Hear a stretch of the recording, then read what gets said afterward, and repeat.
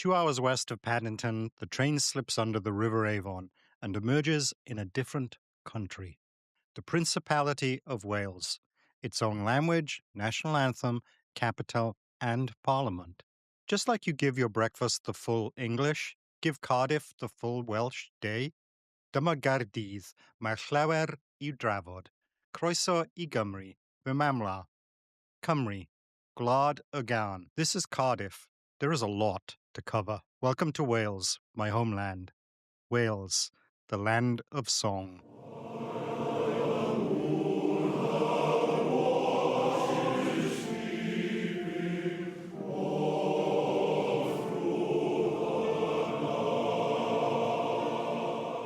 The English name Cardiff and the Welsh name Caerdydd share the same origin. Caerdydd comes from the older Welsh Cardiff, combining Caer, fort, and Dyf, an early form of Taff, the River Taff, meaning the fort on the River Taff. The name likely referred to the Roman fort on the site of present-day Cardiff Castle. The Welsh pronunciation shifted from Caerdydd to Caerdydd. Cardiff was a modest town before coal. Its population grew from 1,870 in 1801 to 128,915 by 1891.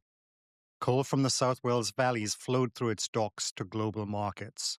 The Bute family, owners of the docks and surrounding land, used their wealth to shape the city's growth. We arrive at Cardiff Central train station, a Grade 2 listed blend of Victorian and Art Deco architecture.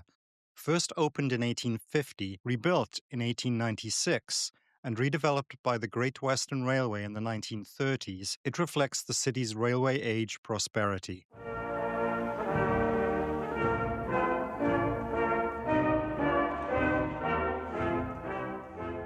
Walk up St. Mary's Street towards Cardiff Castle. On the corner, notice the pink Radda stone Grade 2 listed Gothic building. It's now a Wetherspoons pub, but it opened in 1879 as the Great Western Hotel, one of Cardiff's few surviving Victorian railway hotels. Nearby stands the Grade 2 listed Victorian Royal Hotel. Captain Scott was honoured at a farewell dinner in the Alexandra Room before departing on his second Antarctic expedition. Today the space is known as the Captain Scott Room. Scott sailed from Roath Base in Cardiff aboard the SS Terra Nova on 15th of June 1910. Cardiff was the ship's home port, with Welsh companies providing substantial financial support, equipment and coal. The Terra Nova returned to Bute Dock on 14th of June 1913. A lighthouse at Roath Park Lake commemorates Scott. The Terra Nova's wooden figurehead, now held at the National Museum of Wales. Salvaged wood panels from the ship are installed in the Royal Hotel's Terra Nova Bar. St. Mary's Street is one of Cardiff's oldest streets, once the centre of medieval civic life, containing stocks, whipping posts, and a jail. Cardiff proudly styles itself as the City of Arcades, with more Victorian and Edwardian shopping arcades than any other city in the UK. 7 survive today. Have a wander and enjoy the many independent businesses within. The arcades cluster around St. Mary's Street and the Hayes, with one exception being Dominion's Arcade, which is on the newer Queen Street corridor.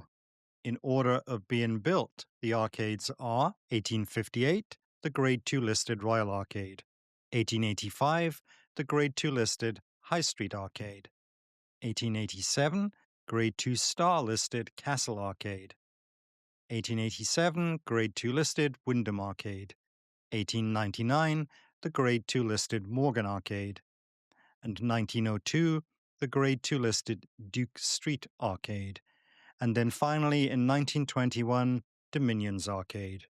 Detour into Trinity Street to see the Grade 2 star-listed Cardiff Central Market, a fine example of iron-framed Victorian engineering that dates to 1891, once the site of Cardiff's jail and the scene of public executions. Nearby stands the Grade 1 listed St. John the Baptist Church, one of the oldest buildings in central Cardiff, dating back 800 years. Also note the Grade 2 star-listed Victorian James Howells department store building nearby. As we approach Cardiff Castle, look left to spot the Grade 2 star-listed Victorian Castle Arcade.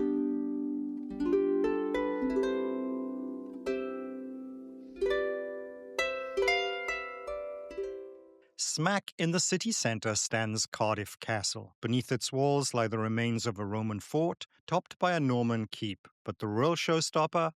It's Victorian. In the 1860s, John Crichton Stewart, 3rd Marquess of Bute, heir to a vast fortune built on coal and docks, described as one of the richest men in the world, hired architect William Burgess and created a Gothic revival fever dream. Gilded ceilings, the jewel box Arab room, and the clock tower, where painted planets and zodiac imagery spiral through the interiors. Tile makers, including W.B. Simpson and Sons, contributed to Burgess's lavish decorative scheme. Victorian fantasy on a medieval foundation, coal wealth poured straight into imagination. Cut through the Grade 2-star listed L-shaped castle arcade opposite Cardiff Castle. Note that, like Cardiff Market, the arcade has 2 levels, and that's unique among the arcades. Follow the arcade to St. Mary's Street, then continue south to the Grade 2 listed Royal Arcade and the Grade 2 listed Morgan Arcade. Cut through the Morgan Arcade and stop at Wally's Delicatessen and sample their great selection of Welsh cheeses.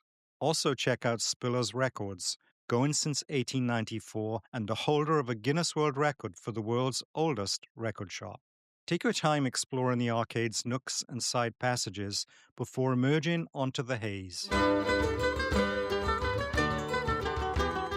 Once out on the haze, look up at the Grade 2 listed Victorian David Morgan department store building, now the Morgan Apartments. I still remember the beautiful Oak Room restaurant when the building operated as Cardiff's premier department store.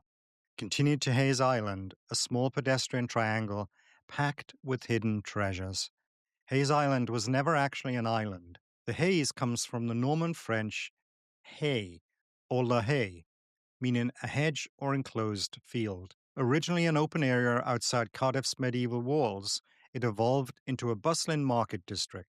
The island originated when roads were laid out around a central traffic island at the southern end of the Hayes in the late 19th century. The impressive building beside it is the Grade 2-star listed Old Library of 1882.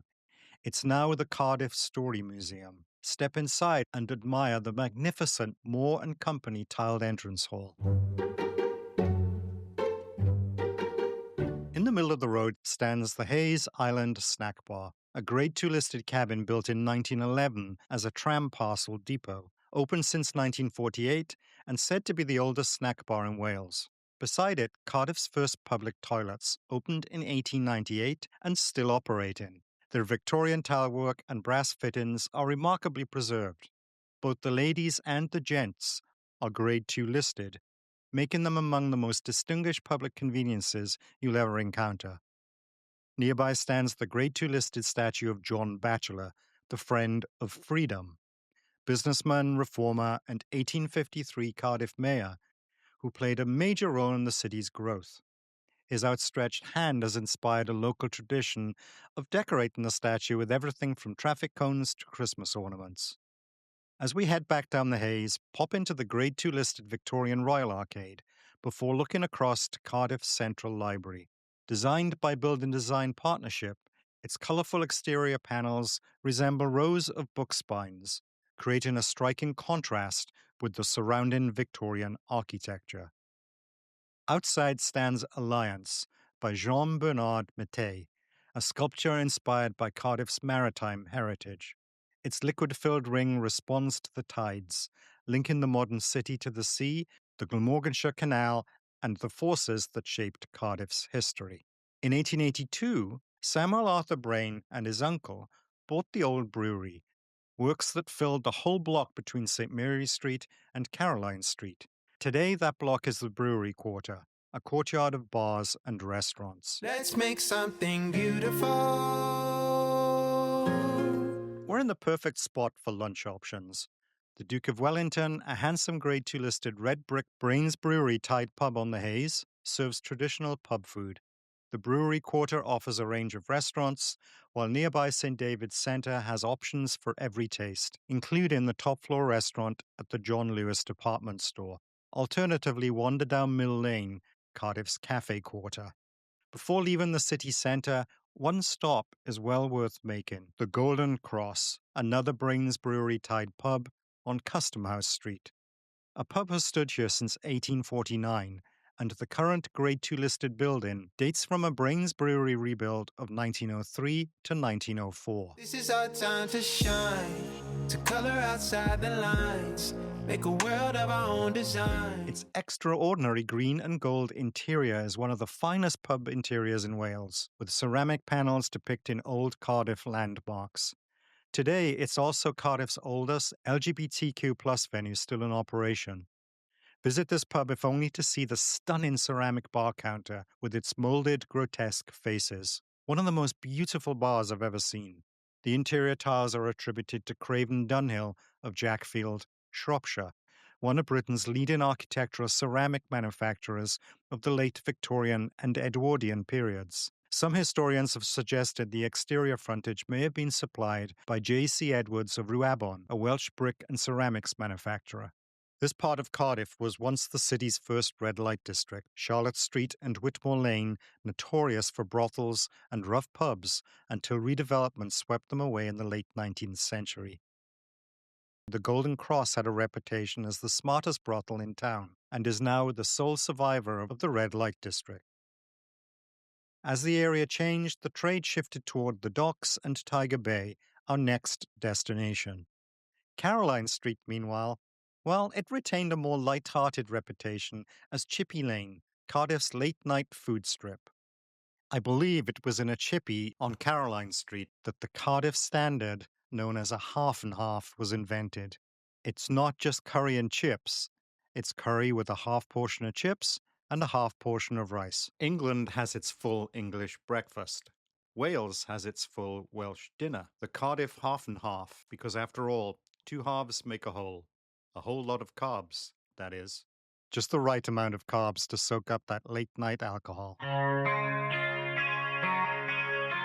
From Cardiff Queen Street Station, you have two choices.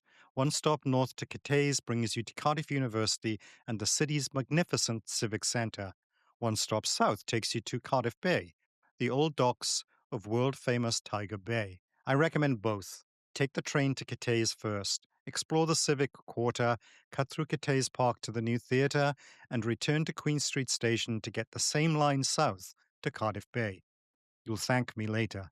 The area around Cathays Station is among Cardiff's architectural highlights. At its heart is Cathays Park, which Pevsner described as the finest civic centre in the British Isles. Cardiff University's Grade 2 star-listed main building dominates Park Place with its grand Portland stone facade, columns, dome, and clock tower. Given that it's a functioning university, it's unlikely that security will allow you a peek inside.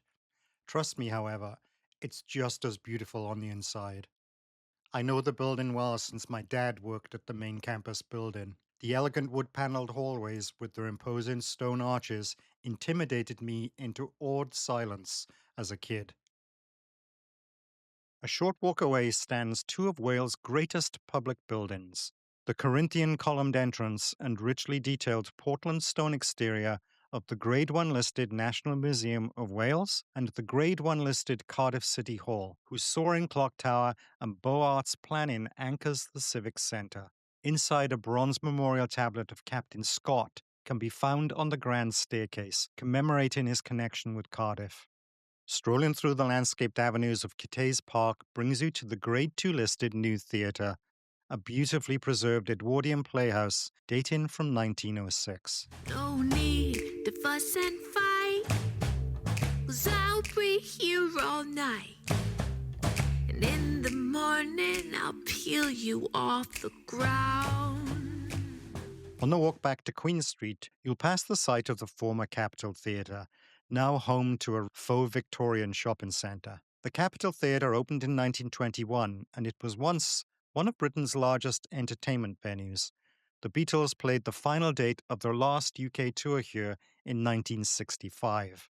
Stars that also have performed here include Dame Shirley Bassey and Sir Tom Jones, both South Wales locals, Chuck Berry, Bob Dylan, Elton John, Queen, Santana, Rod Stewart, the Rolling Stones, Ike and Tina Turner, T-Rex, the Yardbirds, and Led Zeppelin. Back at Queen Street, take the train one stop south to Cardiff Bay, where the city's historic docklands have been transformed into Wales' modern waterfront district. When coal ruled, sailors and workers from dozens of nations settled here, creating one of Britain's earliest multicultural communities. It was here in 1937 that Shirley Bassey was born, daughter of a Nigerian seaman. She grew to sell over 100 million records and sing 3 James Bond themes. Cardiff calls her simply our Shirl and handed her the freedom of the city. Begin at the Grade 2-star listed Coal Exchange. This Renaissance revival building housed the trading floor set in the global price of coal. In 1904, the world's first £1 million business deal was agreed here. Today, it operates as a hotel, but the magnificent trading hall survives. Nearby stands the Norwegian church, built to serve the many Scandinavian sailors who passed through Cardiff's docks. The present Grade 2 listed building incorporates elements of the original church established in 1868. Close to the church is the memorial to Captain Scott, overlooking the exact lock basin the SS Terra Nova departed on its fated second Antarctic expedition in 1910.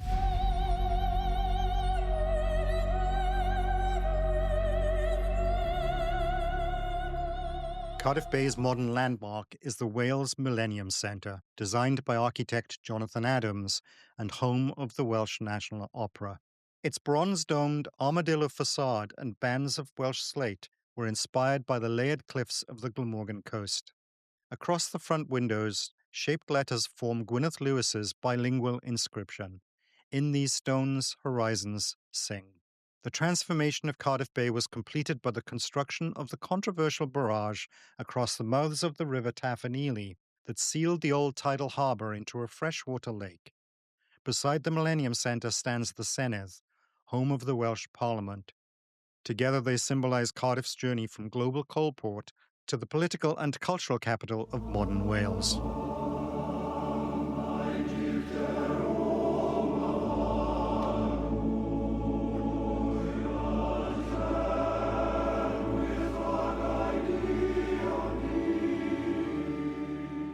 One last thing you'll feel regardless of how long you stay. Cardiff is a rugby city. It's the national sport of Wales, after all. The Principality Stadium sits in the city centre, not marooned in some suburban retail park like Cardiff City Football Stadium. Mam loved to take us shopping in Cardiff on match days.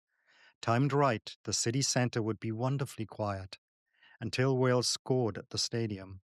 Then came the roar, followed by thousands singing a rousing chorus of Calon Lan. Calon Lan and llawn Dioni, techach yw na'r lili dros.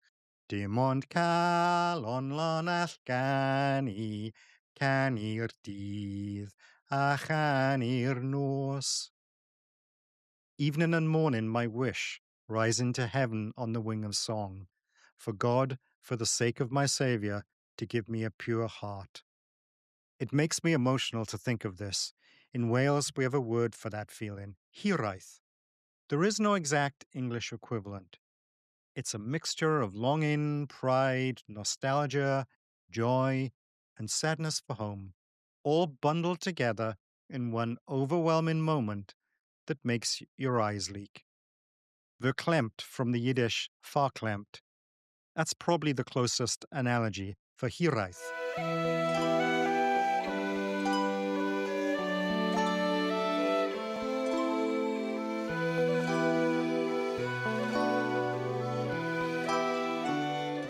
Trains back to London Paddington run into the evening. Always check current schedules and ticket prices ahead of travel. When you get back to your London hotel, congratulate yourself for stepping off the London treadmill. You crossed into another country and let a proud, coal-built capital show off for a day. That's a daybreak.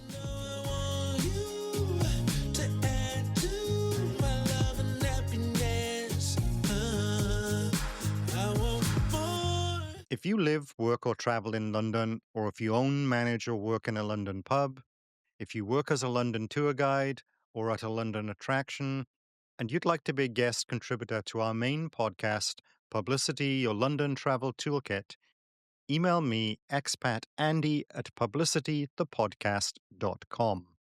Love our content? Love London and its pubs? The best thing you can do is share the love. Literally, share this episode with your network. Your share is the butterfly ripple effect across the globe for a small business in London. Now all rise for the Welsh national anthem.